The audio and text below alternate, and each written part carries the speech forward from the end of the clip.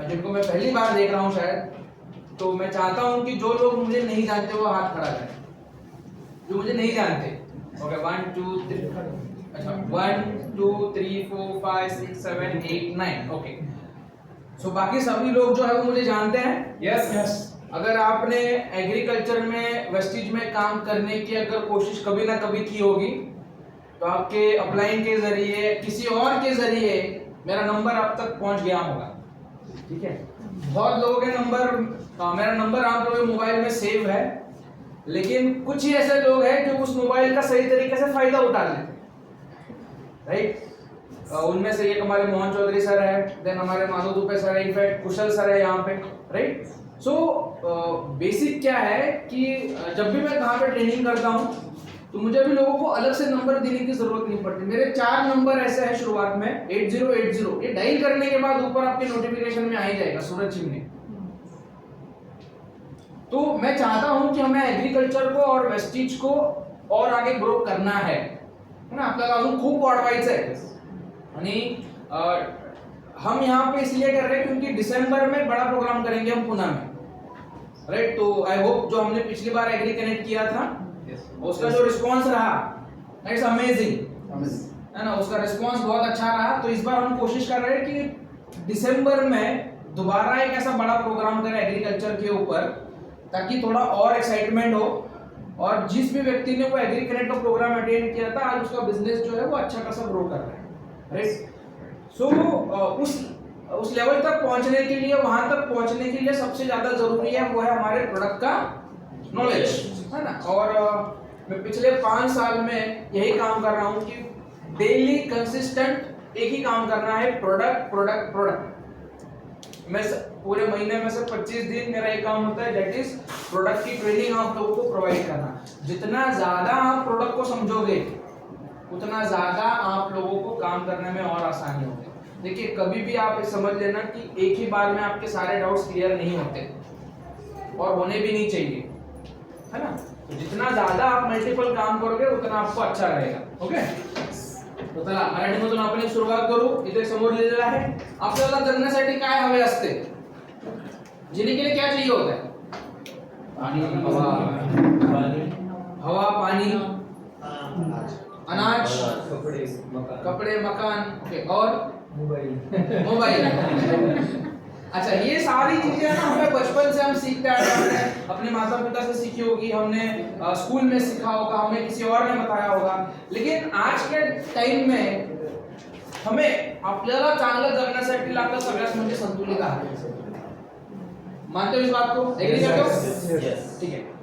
उसके बाद हमें क्या लगता है, पानी। आज के टाइम पे अगर सबसे ज्यादा फ्री, या फिर आप ये बोल सकते हो कि जिसमें किसी भी तरह की कोई मिलावट नहीं होती, दैट इज वाटर, पानी, राइट। उसके बाद हमें क्या चाहिए, ये भी बहुत जरूरी है। कोविड में आप लोगों को इस चीज का अंदाजा आया होगा, है ना। इसके बाद एक चीज आती है, दैट इज ये हमें चाहिए, है ना। आप जॉब करते हो, आप बिजनेस करते हो, आप खेती बाड़ी करते हो, इन सब के पीछे मोटिव क्या है, ये सब हम क्यों करते हैं, इसी के लिए तो करते हैं, राइट। अच्छा, मुझे बताओ कि ये 3 चीजें ऐसी है जो हर किसी के पास है, संतुलित आहार, वेल बैलेंस डाइट, पानी, हवा। ये कितने लोगों के पास है, अच्छी लाइफ। और अगर आपको ये अच्छा बनाना है तो आपको ये अच्छा होना जरूरी है। क्या है, तो पैसा कमाने का अनेक जरिया आहे, अनेक मार्ग आहेत, पण आपण आज विचार करू की आपण पैसे कमवण्यासाठी सगळ्यात सोपे आणि साधे पर्याय कुठले उपलब्ध आहेत। तर पहिलं म्हणजे शेती, ज्याला आपण खेत म्हणतो, आणि दुसरं दॅट इज व्यवसाय। एक चांगला बिझनेस असेल तर चांगलं जीवन आपल्याला जगता येतं, एग्री इस बात से।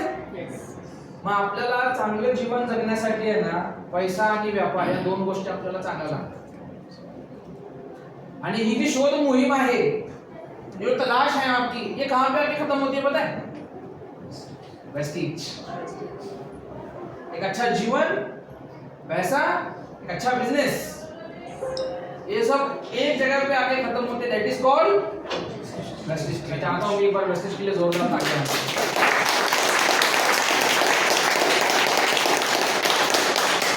इसमें सब कुछ है, संतुलित आहार में सप्लीमेंट्स है, पानी में क्या है, CMD है, पूरी कैटेगरी आज मैं आपको यहाँ पे समझा रहा हूँ। हवा में क्या है, एयर प्यूरिफायर। चांगले जीवन, अच्छी लाइफ के लिए क्या है, न्यूट्रिशन, पैसा एंड आ गया ना पूरा वेस्टेज है ना। तो ये बहुत जरूरी है। हमें आज के टाइम पे जीने के लिए रोटी कपड़ा मकान तो हर किसी के पास है, लेकिन ये चीजें कितने लोगों के पास है? एंड आई एम श्योर कि ये जो चीजें है ये बहुत कम है, राइट। तो मैं चाहता हूं कि आज इस ट्रेनिंग के जरिए हम अपने इस चीजों को बेहतर बना सकते हैं। अच्छा, ये बैलेंस डाइट कहां से आएगा, संतुलित आहार कहां से आएगा? न्यूट्रिशन से आएगा। अपन हम जो सब्जियां वगैरह खाते हैं वहां से तो आएगा, लेकिन सब्जियां आती कहां से? खेत से। खेत से। तो जड़ कहां पे इसकी? खेत में है ना, मिट्टी में है। तो हम कोशिश करेंगे कि इसके जरिए हम अपनी मिट्टी को बेहतर बना सकते हैं, ठीक है। सो आप इस चीज को मानते हो कि जो भी मैंने यहाँ पे लिखा है और जो भी आपने मुझे बताया दैट इज ट्रू? यस। बरोबर आहे? पण तरी पण आपण याच्यामध्ये सिरियस आहोत का? नाही। माहिती आहे ना, सगळं लिहिलेलं मान्य आहे आपल्याला, जे आतापर्यंत गोष्टी सांगितलेल्या आहेत त्या सगळ्या गोष्टी आपल्याला मान्य आहेत, पण आपण सिरियस आहोत का? मी सांगतो, तुम्ही 2-2.5 तास या हॉलच्या आतमध्ये फक्त सीरियस आहात, बरोबर है? सिर्फ 2 घंटे आप इस हॉल के अंदर सीरियस हो, जैसे ही आपके कदम इस हॉल के बाहर पड़ेंगे सो हमें क्या करना है कि आने वाले टाइम में हमें इस चीज के ऊपर बहुत ज्यादा ये फोकसिंग चीज है, मात्र तरी पण आपण या विषयावर अजून गंभीर नाही आहोत। इसके पीछे कारण क्या है? तो आज लोग वेस्टेज करना तो चाहते हैं, लेकिन प्रॉब्लम कहां पे आती है ना, लास्ट में आपको मैं सिखाऊंगा कि प्रॉब्लम कहां पे आती है। वेस्टेज में प्रॉब्लम नहीं है, हमारी सोच में, हमारे एक्टिविटीज में प्रॉब्लम है। हाँ या ना? यस। राइट। अब मुझे एक बात बताओ कि वेस्टेज सबके लिए सेम है? यस। चाहे वो पुणे में हो, चाहे बारामती में हो, चाहे महाराष्ट्र में हो, चाहे छत्तीसगढ़ में हो, MP में हो, साउथ में भी हो, वेस्टेज सबके लिए सेम है? यस। फिर भी मैं अगर आज बात कहूं कि साउथ, आपको पता है आंध्र प्रदेश, कर्नाटका, तेलंगाना, आज यहाँ पे एग्रीकल्चर इतना अच्छा ग्रो कर रहा है। वहाँ पे हमारे एक UCD है मोहम्मद सलीम सर, जब भी उनको सुनने का मौका मिलेगा तो आपको पता चलेगा। यू कांट इमेजिन, उनके टीम में 50 फार्मर के पास मर्सिडीज बेंज है। कितना है? 50 फार्मर ऐसे हैं जिनके पास लग्जरियस कार है। मेरे पास वीडियो है, जो मेरे साथ कनेक्टेड है उनको मैं भेजता रहता हूँ। तो वेस्टेज वहाँ पे भी है, तो उसमें और यहाँ पे क्या अंतर है? कमिटमेंट। आज जो प्लान आप आज यहाँ लोगों को दिखाते हो, वो प्लान वहीं पे भी लोगों को दिखाते होंगे, राइट? तो उनका एक सीधा और सिंपल रूल है, सुबह 6-7 बजे फील्ड पे निकल जाना, 6 to 7 मॉर्निंग फील्ड पे निकल जाना, और शाम को 5-6 बजे या फिर इवनिंग जितना पॉसिबल हो सकता है 8-9 लेट मीटिंग करके वापस घर आना। वो कमिटमेंट चाहिए हमें। हमारा क्या होता है, चलो आज आए कि हमने किसी को टाइम दिया है, या फिर हम किसी को मिलने गए तो हमने 2-3 मीटिंग करे, हमें लगता है बहुत बड़ा काम कर लिया हमने। Is it true? ऐसा नहीं होना चाहिए, राइट? एंड मोस्ट इंपॉर्टेंट कि हमें खेती से क्या चाहिए, आपको ये तो पता हो। चलो आज आप यहाँ पे आए हो, कुछ मकसद से आए हो, कुछ बेनिफिट होगा तभी तो आए हो, राइट? तो उसी तरीके से आपण जर याला विचार केला की आम्हाला शेतीतून काय हवे असते, तर आपल्याला शेतीतून 2 गोष्टी हव्या असतात। पहिलं, नफा हवा असतो, प्रॉफिट। मला सांगा, प्रॉफिट कधी होईल? चांगले उत्पादन, ज्या वेळेला आपलं उत्पादन वाढेल, ज्या वेळेला आपली खर्च कमी होईल आणि आपल्याला चांगली किंमत ज्या वेळेला आपल्याला मिळेल त्यावेळेला आपला नफा होईल, प्रॉफिट होईल। आणि दुसरी गोष्ट काय पाहिजे असते, दॅट इज सुरक्षा। सुरक्षा म्हणजे काय? खराब नहीं होने का दान। सुरक्षा म्हणजे सिक्योरिटी। आज आप वेस्टेज कर रहे हो, that means your life is secure ना, है ना। तो इससे क्या होगा कि हमारी मिट्टी की हालत अच्छी होगी, हमारे परिवार की हालत अच्छी होगी, हमारे खुद का हेल्थ अच्छा रहेगा और एनवायरनमेंट का हेल्थ अच्छा रहेगा, राइट। तो खेती से हमें ये दो चीजें चाहिए, राइट। अब मैं आपसे एक सवाल करता हूं, दैट इज की कुछ सवाल ऐसे जो आपको सोचने पे मजबूर करते हैं, विचार करायला लावणारे काही प्रश्न असतात। त्यामध्ये सगळ्यात पहिला प्रश्न, तुम्ही तुमच्या शेतामध्ये कोणता खत वापरता? कौन कौन से खाद इस्तेमाल करते हो? यूरिया, डीएपी, पोटैश, न जाने कौन कौन सी रासायनिक खाद है, ठीक है। तो ये जो खाद है वो खाद किस प्रकार की है? क्या वो ऑर्गेनिक है, जैविक है, केमिकल है?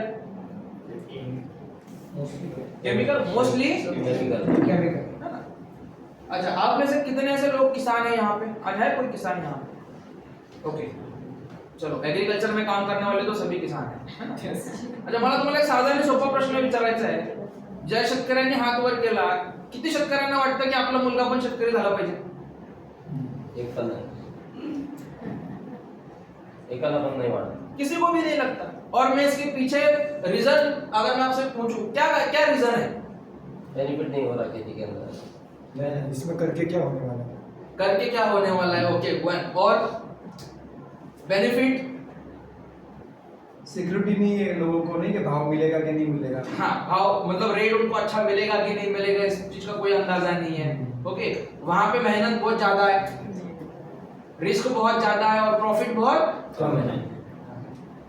आपको पता है ना, खेती में रिस्क बहुत ज्यादा है, मेहनत बहुत लगती है, लेकिन प्रॉफिट बहुत कम है। तो वेस्टेज में आने के बाद क्यों भूल जाते हो उस चीज को? जैसा काम करोगे उस तरीके से आपको प्रॉफिट होगा, ठीक है। लेकिन कोई फार्मर अपने बच्चों को किसान बनाना नहीं चाहेगा, क्योंकि उसमें सबसे ज्यादा मेहनत है, रिस्क है, राइट। लेकिन फिर भी खेती तो करनी पड़ेगी, हाँ या ना? यस, करनी पड़ेगी। बिना खेती अगर किसान ने खेती करना छोड़ दिया तो आप और हम क्या खाएंगे, राइट। और सबसे इंपॉर्टेंट चीज क्या है कि फार्मर को जो केमिकल फर्टिलाइजर इस्तेमाल करने के बाद जो उसको ईल्ड होती है, कैसा रहेगा अगर कम रासायनिक खाद डाल के उसको उससे ज्यादा ईल्ड मिले, जितना वो ज्यादा रासायनिक खाद डालने के बाद उसको मिलती है, कैसा रहेगा? अच्छा रहेगा। तो इससे क्या होगा, आपका खर्च भी कम होगा और आपकी मिट्टी भी अच्छी रहेगी। इस हॉल में जितने सारे लोग हैं उनको एक सवाल है, आपल्याला आपल्या आयुष्यामध्ये सगळ्यात महत्त्वाची गोष्ट काय? हेल्थ। किती लोक एग्री करतात? अच्छा, हेल्थ महत्त्वाची आहे। आणि नंतर पैसे, बरोबर आहे। पण आपल्या महाराष्ट्रामध्ये किंवा आपल्या भारतामध्ये अशी अनेक लोक आहेत की ज्यांची फर्स्ट प्रायोरिटी दॅट इज पैसा, आहे ना? यस। मला सांगा एक गोष्ट, की जर तुमच्याकडे अफाट पैसा आहे पण शरीरच चांगलं नाहीये, काय उपयोग होईल त्या पैशांचा? नाही। पण जर तुमचं शरीर चांगलं असेल, तुमचं आरोग्य चांगलं असेल तर पैसे कमवता येतात की नाही? यस, 100%। म्हणून 2020 नंतर सगळ्यात फास्टेस्ट आणि ग्रोविंग सेक्टर जर कुठला असेल तर हेल्थ अँड ऍग्रीकल्चर। पण तरी पण आपल्या लोकांना अजून हे माहित नाहीये की नक्की आपल्याला काम कशावर केलं पाहिजे, ज्याच्यामध्ये आपल्याला बिझनेस पण चांगला मिळेल, ज्याच्यामध्ये आपल्याला सिक्युरिटी पण आहे। आणि आपण म्हणतो ना, सध्या आपण इंस्टाग्राम बघत असाल तर तुम्ही बघता ट्रेंडिंग रील्स बघत असता ना, ट्रेंडिंग कुठली गोष्ट मार्केटमध्ये नवीन आली, आपलं प्रत्येकाला वाटतं की ते आपल्याला हवं असतं। तसं थोडासा आपण स्टडी केला तर 2020 पासून पुढे जर आपण विचार केला तर हेल्थ आणि ऍग्रीकल्चर ही फास्टेस्ट ग्रोइंग इंडस्ट्री झालेली आहे। म्हणून आपल्याला कुठं काम करायचं आहे, कसं काम करायचं आहे हे आपल्याला माहित पाहिजे। ज्यावेळेला तुम्हाला या दोन गोष्टी माहित पडतील की तुम्हाला काम कुठे करायचं आणि कसं करायचं आहे, काम करणं सोपं होतं की अवघड होतं? सोपं होतं ना। आणि म्हणून आज आपण काय करतोय, welcome to the bio fertilizer that is wastage. कारण आपले जेवढे सगळे प्रोडक्ट्स आहेत केमिकल फ्री आहे, केमिकल नाहीये, राईट, केमिकल नाही। बऱ्याच वेळेला काय होतं की आपण थोडक्यात आपण समजून घेण्याचा प्रयत्न करू। आणि बहुत सारे लोगों को लगता है कि हमारे प्रोडक्ट्स एक्चुअल में क्या है, क्या वो ऑर्गेनिक है, क्या वो बायो फर्टिलाइजर है, क्या वो केमिकल है। तो मैं आज आप लोगों से जानना चाहता हूं कि हमारे प्रोडक्ट क्या है, ऑर्गेनिक है, बायो फर्टिलाइजर है। बायो फर्टिलाइजर दोन्ही पण आहे ना सर, दोन्ही जैविक ऑर्गेनिक का मतलब होता है जिसमें गोबर की खाद आती है, ज्याला आपण शेणखत म्हणतो, कोंबडी खत म्हणतो, गांडूळ खत म्हणतो। तर याने काय होणार आहे, याने आपली जमीन जी आहे, जमिनीचं आरोग्य जे आहे, हमारी मिट्टी की जो सेहत है वो अच्छी बनी रहेगी। लेकिन फसल को बढ़ने के लिए क्या चाहिए होता है, फर्टिलाइजर्स, राइट। और बायो फर्टिलाइजर्स में क्या होता है कि इसमें कुछ सूक्ष्म जीव होते हैं जो ये काम करते हैं कि हमारी फसल में, जैसे आप मुझे बताओ कि 2 टाइम हम खाना खाते हैं, फिर भी सप्लीमेंट लेने की जरूरत पड़ती है, क्यों?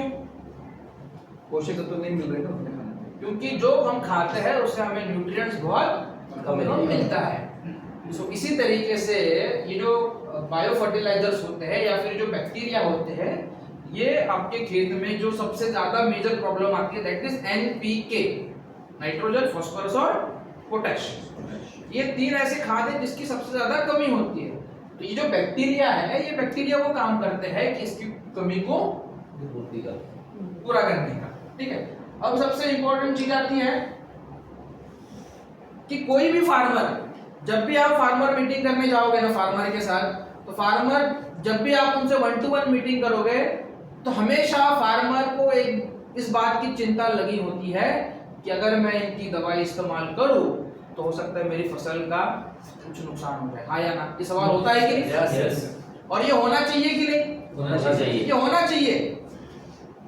अगर यहाँ पे नए लोग अगर कोई है, उनको मैं बोलूं कि चलो आज आप इतने साल से जो राइस ब्रांड ऑयल, आप जो तेल आप यूज कर रहे हो उसको छोड़ दो और मेरा राइस ब्रांड ऑयल आप इस्तेमाल करना स्टार्ट करो, या फिर मेरे जो आप प्रोडक्ट यूज करते हो एग्रीकल्चर में जैसे खाद वगैरह, उसको बंद कर दो और ये मेरा ग्रैन्युअल से भी इस्तेमाल करना शुरू करो। क्या एक ही बार में उनका विश्वास आ जाएगा? नहीं आएगा, नहीं आएगा, क्योंकि इतने साल से वो यूज करते हैं। यूज करते आ रहे हैं। लेकिन मैं आपको बता दूं कि नुकसान कब होगा? जिसमें केमिकल होगा, जिसमें केमिकल होगा। अगर आपने गलत दवाई डाली है तो 101% नुकसान होगा जिसमें केमिकल होता है। लेकिन हमारे जितने सारे प्रोडक्ट हैं इसमें कोई भी केमिकल नहीं है, तो नुकसान होने की कोई चिंता है नहीं है। तीसरा दैट इज कॉस्ट इफेक्टिव। मैंने कहा था कि अगर हम फार्मर को जो रासायनिक खाद को इस्तेमाल करते हैं, जितनी ज्यादा रासायनिक खाद इस्तेमाल करने के बाद जितनी उनकी पैदावार आती है, कैसा रहेगा अगर कम रासायनिक खाद डाल के उतनी पैदावार आए। और ये सारे प्रोडक्ट जो है ये काम करते हैं। एंड लास्ट कि ये जो एग्रीकल्चर के प्रोडक्ट्स है ये वो काम करते हैं कि आपकी फसल में जो भी चीज की कमी आती है, जैसे शरीर में एंजाइम्स, हार्मोन्स, विटामिन्स, प्रोटीन्स, ये सब चीज की कमी आती है ना, तो फसल में भी वो सेम होता है। तो ये जो कमी आती है उस कमी को पूरा करने का काम जो है ये हमारे प्रोडक्ट करते हैं, राइट। तो क्या सुनना चाहोगे? Number 1 brand that is agriculture. और मैं चाहता हूं कि ये जो ब्रांड है ये आज सिर्फ इंडिया में नहीं है, ये ब्रांड जो है ये आज पूरे इंडिया में फार्मर तो उसको यूज करता है, लेकिन फॉरेन कंट्री जैसे घाना में भी अभी फार्मर उसको यूज करते हैं।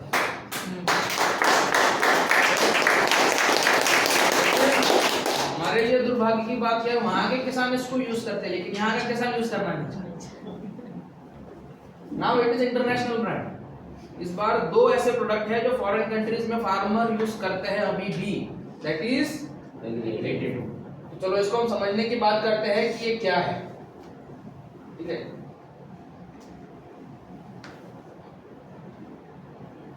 ये पत्ता है, नजर आ रहा है? यस।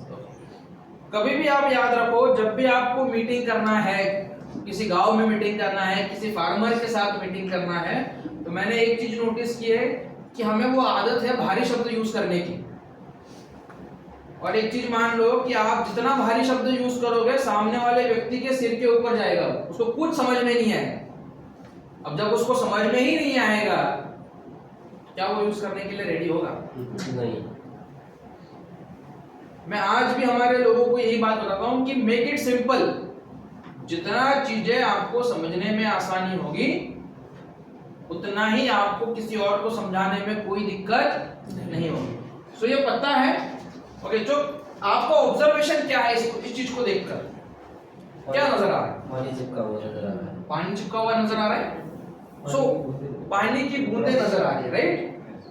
सो आप मुझे एक बात बताओ कि जब भी आप स्प्रेइंग करते हो, है ना, अलग अलग आप क्रॉप्स में काम करते हो, तो अभी आपने किसी भी दवाई का स्प्रे किया है तो उसका असर होने में कितना टाइम लगता है? 1 से 2 मिनट। जोड़ते 4-10 लागतात इसका 3 घंटे के ऊपर वो दवाई का काम करना शुरू होता है। इस चीज को याद रखो, है ना? जसं आपण डॉक्टरकडनं सकाळी इंजेक्शन घेतलं म्हणजे तासाभरामध्ये लगेच बरं वाटत नाही ना, 1-2 दिवस जातात ना, शरीरामध्ये कणकणी आली असेल, विकनेस आला असेल तर तो जाण्यासाठी। तसं आपण फवारता क्षणी कुठलंही औषध लगेच काम करत नाही, त्याला काम करण्यासाठी 3 तास लागतात। मला बऱ्याच वेळेला प्रश्न येतो की सर मी आता फवारणी केली आणि तासाभरामध्ये पानं गळून पडायला सुरुवात होते, पिवळी पडायला सुरुवात होते।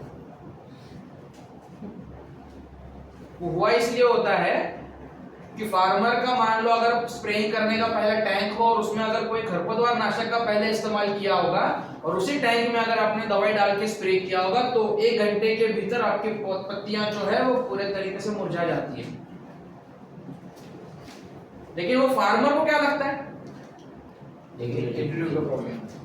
हमने कुछ सजेस्ट किया होगा उसके वजह से ये प्रॉब्लम हुआ है, राइट?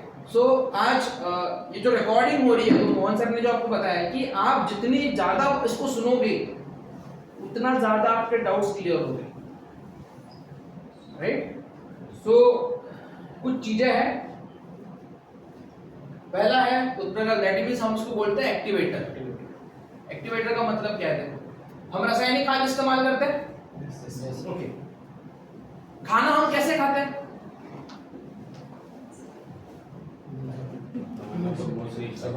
कसं खातो आपण जेवण?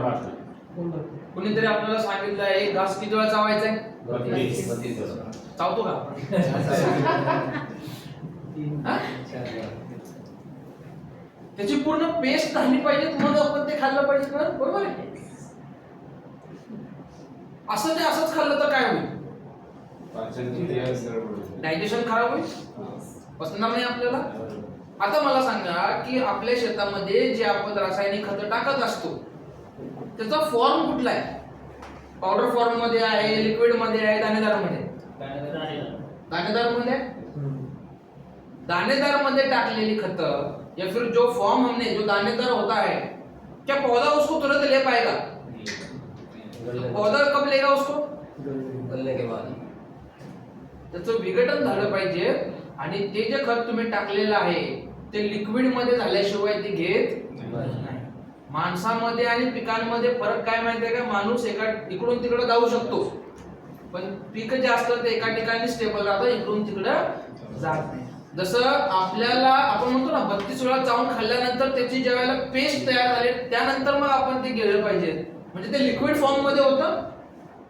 तसं पिकांचं पण आहे, कुठलेही खत असेल ते लिक्विड फॉर्म मध्ये जोपर्यंत होत नाही तोपर्यंत पिकाला घेता येत नाही। लिक्विड फॉर्म मध्ये कोण काम करतं? ते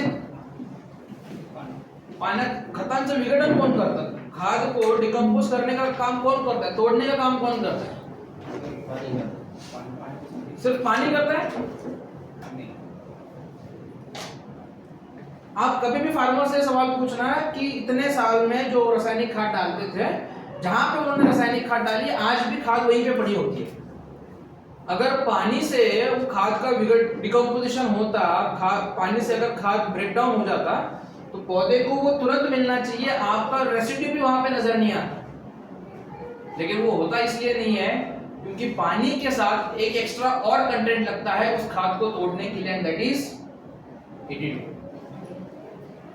इसलिए मैंने कहा कि कम रासायनिक खाद डाल के उतनी ही पैदावार, उसमें सबसे पहला प्रोडक्ट काम करता है जो खाद की मात्रा को कम करने का, दैट इज। अब होता क्या है देखो, केमिकल फार्मिंग या फिर रासायनिक खाद अगर कोई फार्मर करता है, जाहिर सी बात है ज्यादा खर्चा तो वो करना नहीं चाहेगा, कम खर्चे में हो सकता है कि उसकी वो क्या चाहता है कि कम खर्चे में ज्यादा इनकम है या फिर ज्यादा यील्ड है, ठीक है। अब मुझे एक बात बताओ, इसमें दो चीजें हमें समझनी है, एक होता है प्रयोग, ज्याला आपण म्हणतो मराठीमध्ये प्रयोग, आणि दुसरा असतो उपयोग, ठीक आहे। एक असतो काय प्रयोग, प्रयोगचा म्हणजे काय अर्थ काय एक्सपेरिमेंट, म्हणजे शेतकरी काय करतो आपल्या शेतामध्ये प्रयोग करत असतो ना, आणि दुसरा काय असतो उपयोग। आता तुम्हाला थोडक्यात समजवण्याचा प्रयत्न करतो, प्रयोग आणि उपयोग। प्रयोग म्हणजे एखाद्या डिस्ट्रीब्युटरनं महिनाभर काम केलं, तो काय झाला प्रयोग, आणि जे त्यांनी काम केलेलं असतं त्यातून जे त्याला मिळणार असतं ते म्हणजे उपयोग। आता मला सांगा, आमच्या एका व्यक्तीनं महिन्याभरामध्ये 1 लाखाचा सेल केला, म्हणजे काय केलं उपयोग किती झाला 10 ते 15 हजार। उपयोग म्हणजे काय इन्कम, बरोबर आहे। ह्या भाषेमध्ये तुम्हाला सांगितलं की सोप्या पद्धतीने ते समजतं, ठीक आहे। प्रयोग म्हणजे काय आपण किती करतो, आणि उपयोग म्हणजे काय त्यातून किती भेटतो, बरोबर आहे। सर आपली डीएलसीपी आहे, बरोबर आहे, टेंभुर्णीचे सर आहेत आमचे। सरांनी ज्या वेळेला प्रयोग केला, सरांनी ज्या वेळेला सेल केला, त्यानंतर त्यांना उपयोग मिळाला। मी जॉब करतो, माझं ट्रेनिंग देणं काम आहे, मी ज्या वेळेला प्रयोग करतोय म्हणजे मी माझ्या कंपनीला टर्नओव्हर देतोय, त्यातून काय मिळते मला उपयोग। मग प्रयोगपेक्षा उपयोग कमी असतो की जास्त असतो कमी असतो। शेतकरी काय करतो आपल्या शेतांमध्ये रासायनिक खत पैसे लावत असतो, बरोबर आहे, खर्च करत असतो, तो काय झाला प्रयोग। आणि उपयोग म्हणजे काय त्याला मिळणारं उत्पादन जे आहे हे प्रयोगपेक्षा जास्त आहे की प्रयोगपेक्षा कमी आहे कमी आहे, बरोबर आहे। तसं ऍग्रीकल्चर मध्ये काय होतं, रासायनिक खत आपण टाकतो किती आणि आपलं पिकं घेतात किती ते आपल्याला माहिती आहे का आपल्याला माहित नाही, पण कोणीतरी सांगितलं पाहिजे आपल्याला, सांगितल्याशिवाय माहितीची देवाणघेवाण होत नाही। तर इथून पुढे एक गोष्ट लक्षात घ्या, ज्या वेळेला तुम्ही 3 बॅग युरियाचा वापर करता, किती बॅग 3 बॅग, त्यातली 1 बॅग फक्त पिकाला लागू पडते, काय होते 1 बॅग फक्त पिकाला उपलब्ध होते, म्हणजे प्रयोग किती बॅगचा आहे आणि उपयोग कितीचा आहे 1 मग 2 बॅगचं काय झालं वेस्ट, एक लीच आउट होऊन जातात पाण्याच्या माध्यमातून आणि एक हवेच्या माध्यमातून निघून जातात, बरोबर आहे। आपण महाराष्ट्रामध्ये सगळ्यात जास्त वापरलं जाणारं खत म्हणजे दॅट इज डीएपी, 1 नंबरला युरिया असतो, 2 नंबरला डीएपी असतो। डीएपीचं ज्या वेळेला आपण 5 बॅग टाकतो, किती बॅग 5 बॅग, त्यातली 1.25 बॅग फक्त पिकाला उपलब्ध होते, मतलब आपने 5 बैग डाला है तो केवल उसमें से 1.1 से 1.5 बैग आपकी पौधे को केवल पौधा लेता है। मग मला तुम्हाला प्रश्न विचारायचा आहे, राहिलेले 4 बैगचं काय होतं, जो बचा हुआ 4 बैग है उसका क्या होता है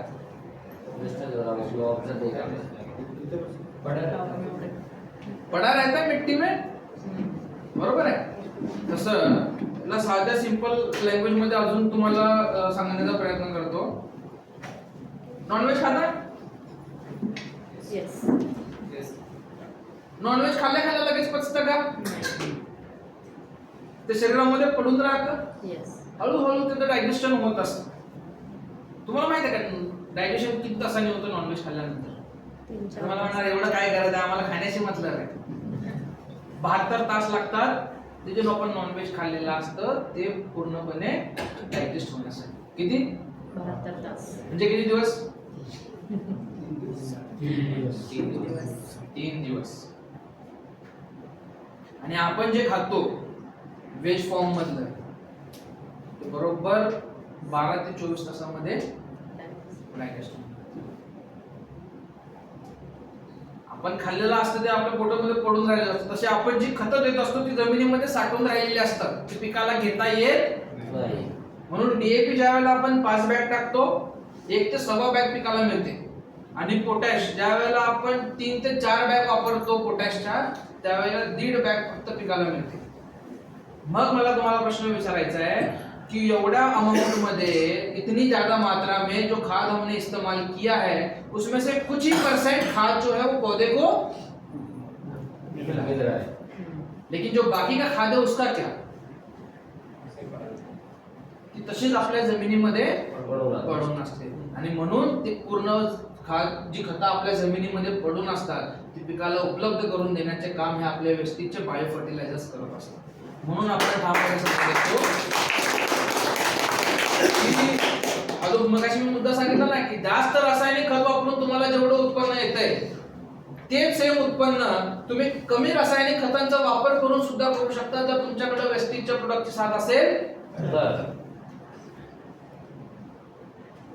right. Next that is spreading, ज्याला आपण म्हणतो पसरवणे. ठीक आहे, तुम्हाला एक डेमो दाखवतो. आय थिंक नवीन व्यक्ती जर कोण असेल तर इथे समोर आलात तरी चालेल. आहे सर, आहे सर आहेत ना सर, पाणी की बॉटल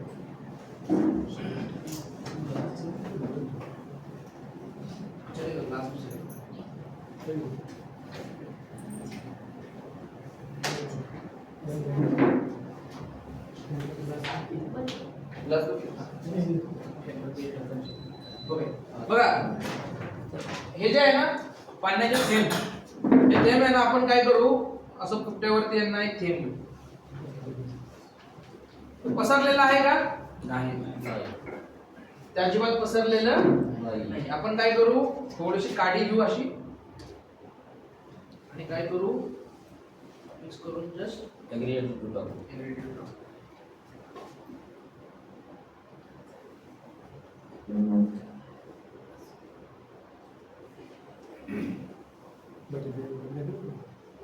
तुम्ही बघितलं असेल जिथं मी पॉइंट एग्रीगेट नुसतं टच केलेलं आहे त्याच्या आजूबाजूची जागा जी आहे ना ती पूर्णपणे ओलसर झालेली आहे.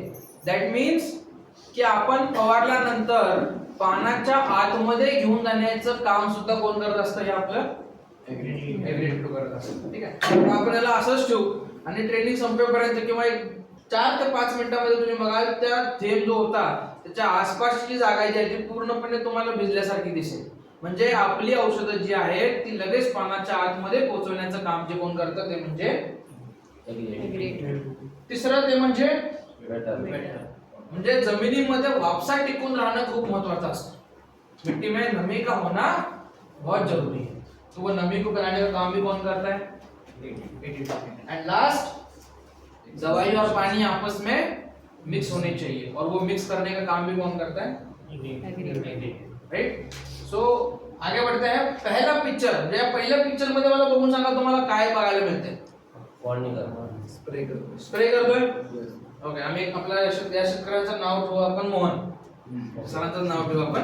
ठीक आहे, तर मोहन साहेब आपल्या शेतामध्ये फवारणी करतायत, दिसतंय सगळ्यांना. कशाची फवारणी करतायत,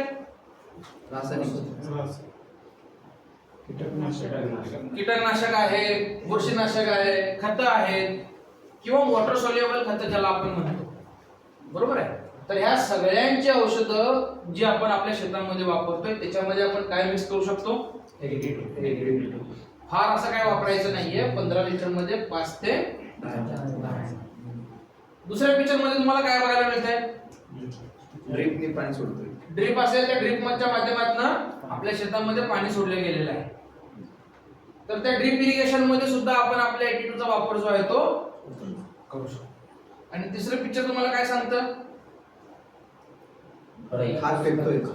खत आपण टाकतोय. तर मगाशी म्हटलं ना की आपल्याला खतांचा खर्च जर कमी करायचा असेल तर त्याच्यामध्ये आपल्याला 200 मिली एग्री82 त्या खताला व्यवस्थित चोळावं लागतं आणि अशा पद्धतीने टाकावं लागतं. म्हणजे तुमच्या टाकलेल्या खतांचं विघटन जे आहे ते चांगल्या पद्धतीने होतं. इथपर्यंत क्लिअर आहे. बरोबर. नेक्स्ट प्रोडक्ट जो आज फॉरेन कंट्री मध्ये शेतकऱ्यांना खूप आवडतो that is humic liquid. J humic liquid आहे हे सुद्धा आता फॉरेन कंट्रीज मध्ये गाण्यामध्ये बरेच शेतकरी जे आहेत त्यांना वापरतात. पण मला सांगा 82 लॉन्च होऊन किती वर्ष झाली? कितना साल हुआ 82 लॉन्च होने के बाद? मतलब आप में से बहुत लोगों को पता भी नहीं होगा. 14 से 15 साल हुआ है उस प्रोडक्ट को, और ह्यूमिक को लॉन्च हुए 5 साल हुए. ह्यूमिक को लॉन्च हुए 5 से 7 साल हुए. तो आपने एक चीज ऑब्जर्व की होगी, वेस्टीज में कुछ लोग जल्दी कामयाब होते हैं, कुछ लोगों को टाइम लगता है. लेकिन अंत क्या है दोनों का? सक्सेस. तो अगर 82 को कामयाब होने में, फॉरेन कंट्रीज तक पहुंचने में 14 साल लगे, इसका यह मतलब नहीं है कि बाकी सारे प्रोडक्ट को भी 14 साल लगेंगे. ये बहुत ही कम समय में, 5 से 7 साल में आज ये इंटरनेशनल ब्रांड बन चुका.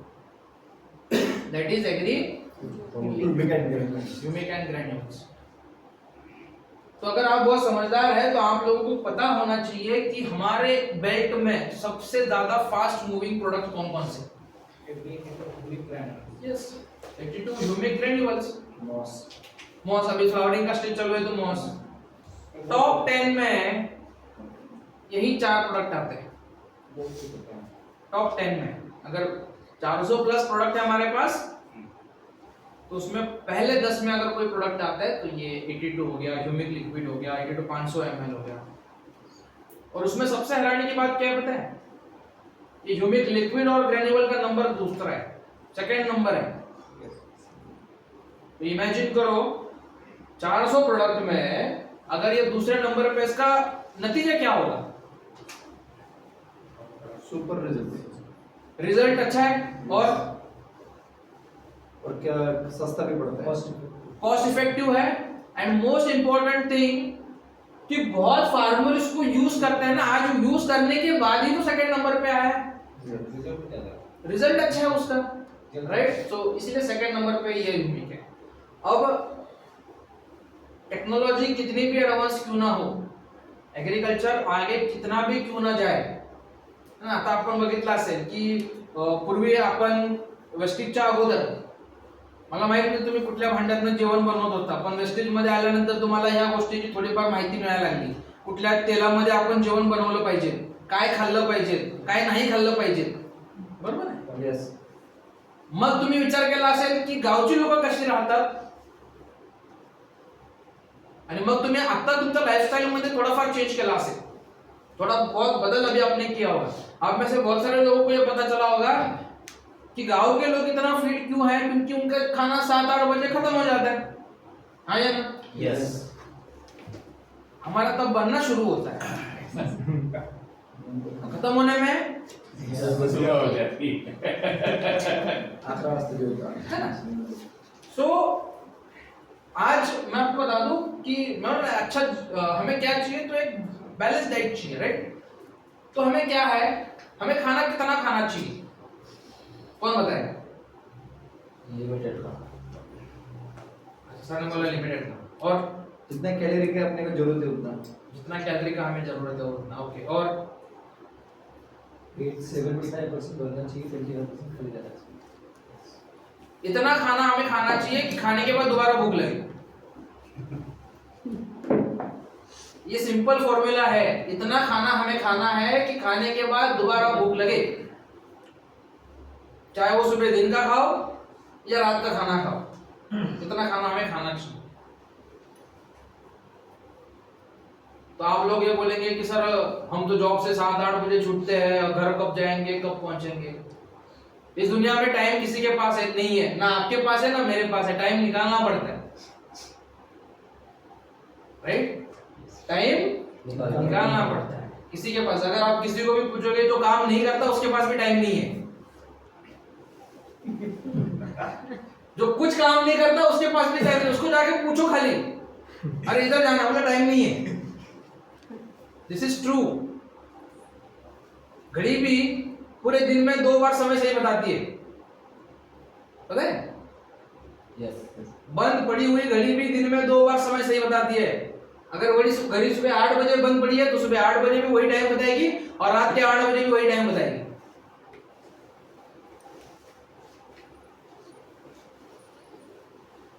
इस तरीके से हमें काम करना है. आज हमारा काम सिर्फ इतना नहीं है कि हमें प्रोडक्ट को देखना है, समझना है ना। इतना आसान नहीं है एग्रीकल्चर पे तुरंत काम करना। यहाँ पे बहुत अनुभवी लोग बैठे हैं, उनको पता है कितना पसीना बहाया है फील्ड पे, कितनी मेहनत करनी पड़ती है, अपने घर से कितने ट्रैवल करना पड़ता है, ना सुबह का दिन देखना पड़ता है, ना दोपहर देखनी पड़ती है, ना रात देखनी पड़ती है। आप क्या गंवाने के लिए तैयार हो? जब भी मैं सवाल किसी से पूछता हूं तो गंवाना किसी को कुछ नहीं है, लेकिन पाना सब कुछ है। सक्सेस कहां पे मिलेगी बता? नहीं मिलेगी, बिल्कुल नहीं मिलेगी। सक्सेस आपको तभी मिलेगी जब आप कुछ गंवाओगे। तो क्या आप खर्च करने के लिए क्या तैयार हो? समय और मेहनत। वो तो करनी पड़ेगी आपको, चाहे इधर हो चाहे उधर हो। किसी भी, अब पूरे दुनिया में कहीं पे भी जाओ, मुझे आज तक समझ में नहीं आया, लोग इधर से उधर भागते, उधर से इधर आते, इधर से उधर आना जाना शुरू रहता है। लेकिन मुझे एक चीज बताओ, वहां पे भी वही काम करना है जो यहाँ पे करना है?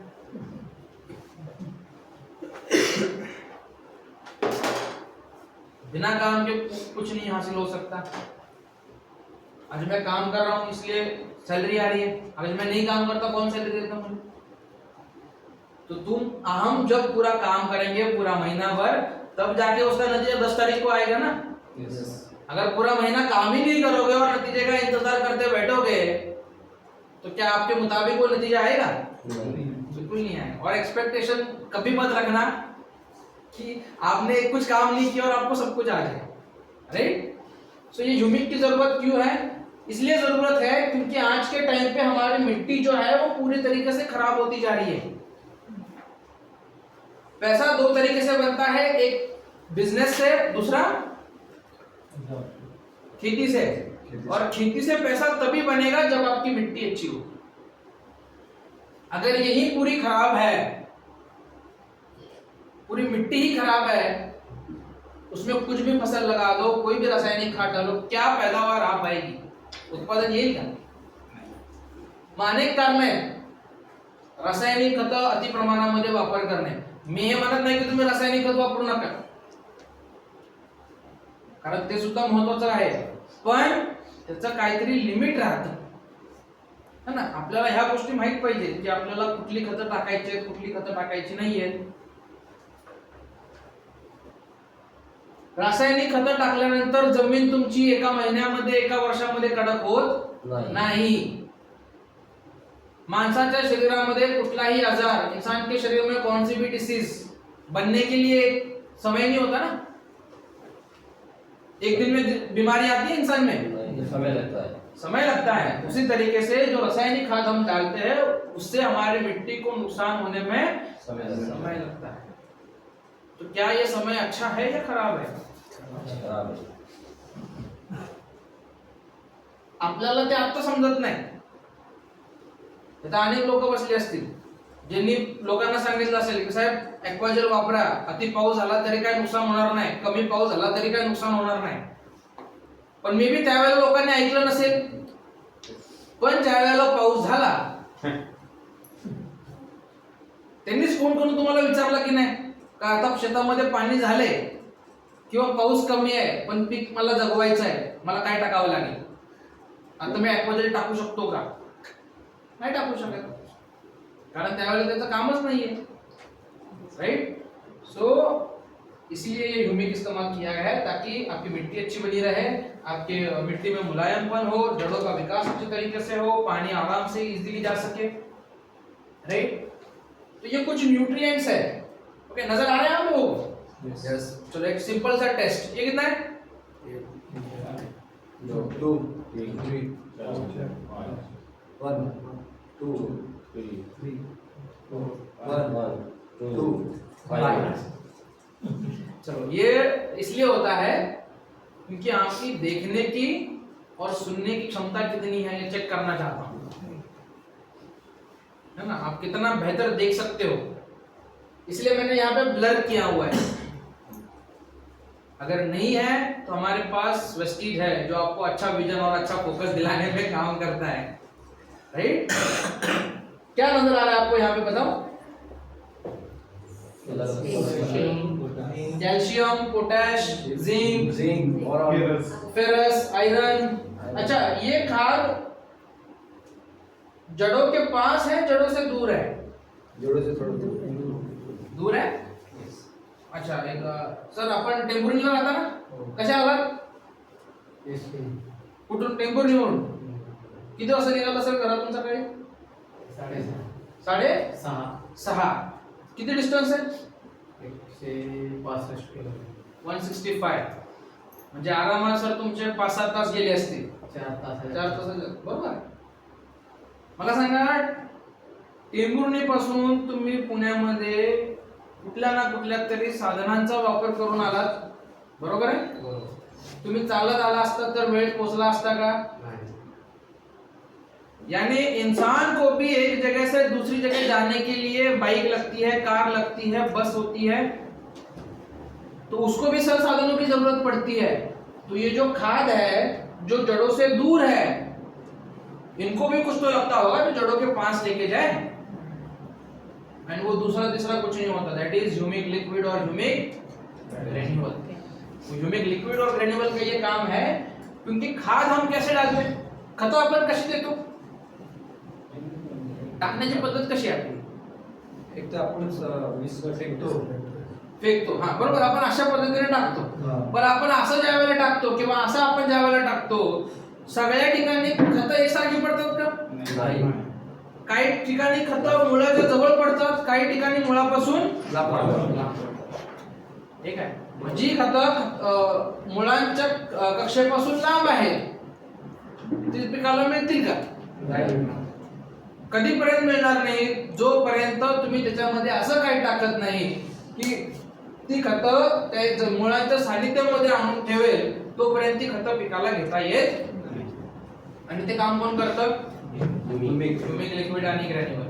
म्हणून तुम्ही कुठल्याही पिकामध्ये ज्या वेळेला ह्यूमिक लिक्विड आणि ग्रॅन्युअलचा वापर करता, त्यावेळेला तुम्हाला मुळांची वाढ चांगल्या पद्धतीने होते, फुलं चांगली येतात, फळधारणा चांगली होते, आपले उत्पादन वाढतं आणि मुळांची वाढ आपल्याला चांगल्या पद्धतीनं होती. म्हणून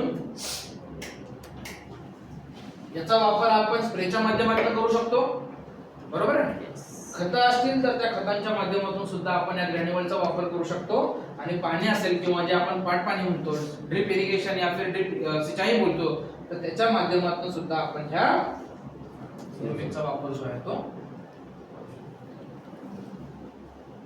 अभी तक आपको है ना मेरे प्रोडक्ट का अंदाजा अभी तक आपको नहीं आया, क्योंकि अभी तक आपने उस पर फोकस नहीं किया. ठीक है? जिस टाइम आप इस पर फोकस करोगे ना, अच्छा, ये सिंपल सी बात है. देखो, आपण एखादा कुंडीमध्ये झाड लावलंय, ठीक आहे? ते झाड कुठलेही असू दे, जर त्या झाडा कुंडीमध्ये आपण समजा असं बियाणं लावलंय ज्याच्यामध्ये फक्त नकारात्मकच ऊर्जा आहे, त्याला आपण खत पाणी घालतोय, काय ग्रो होईल? नाही होणार. पॉझिटिव्ह पाहिजे. दुसऱ्या पॉट मध्ये तुम्ही असं बियाणं टाका की त्याच्यामध्ये पॉझिटिव्ह एनर्जी आहे, ज्याला जगण्याची इच्छा आहे, त्याला तुम्ही खत पाणी द्या, काय होईल? 100% वाढेल. 100% वाढेल. तिसऱ्या कुंडीमध्ये तुम्ही टोमॅटोचं बियाणं लावा, त्याला तुम्ही खत पाणी घाला, काय होईल त्याच्यामध्ये? वाढ होणार. आणि फळधारणा कशाची होईल? टोमॅटो लावला म्हटलं टोमॅटोच येईल ना. टोमॅटो लावल्यावर वांगी किंवा मिरची असं तुम्हाला का बघायला मिळणार? म्हणजे काय की तुम्ही जे पेराल तेच होणार. तेच उगवणार आहे. तुम्ही जे पेरणी करणार आहात तेच उगवणार आहे. शेतकऱ्यांना सोयाबीन पेरलं म्हणजे भुईमुग येत नाही ना, सोयाबीनच येणार आहे. त्याला खत पाणी काय घालायचं हे तुम्हाला माहित पाहिजे. आणि म्हणून आपल्याला एक पॉझिटिव्ह इंटेंटने आपल्याला याची सुरुवात करायची आहे की जेणेकरून इथं सगळे बसलेले व्यक्ती आहेत, तुम्हाला एक फ्रँकली प्रश्न विचारतो, अजून किती वर्ष तुम्हाला काम करायचं? किती वर्षापर्यंत तुम्हाला काम करायचं? 10 वर्ष. किती वर्ष? 10 वर्ष. ओके. अजून मी मला म्हणतो या हॉल मध्ये अशी लोक बसलेली आहेत ज्यांना अजून हे सुद्धा माहित नाही की मला अजून किती वर्ष राहायचं. बरोबर आहे. पण जर तुम्हाला माहीतच नसेल तुम्हाला अजून किती वर्ष राबायचं आहे, आयुष्यभर कामच करणार आहात का?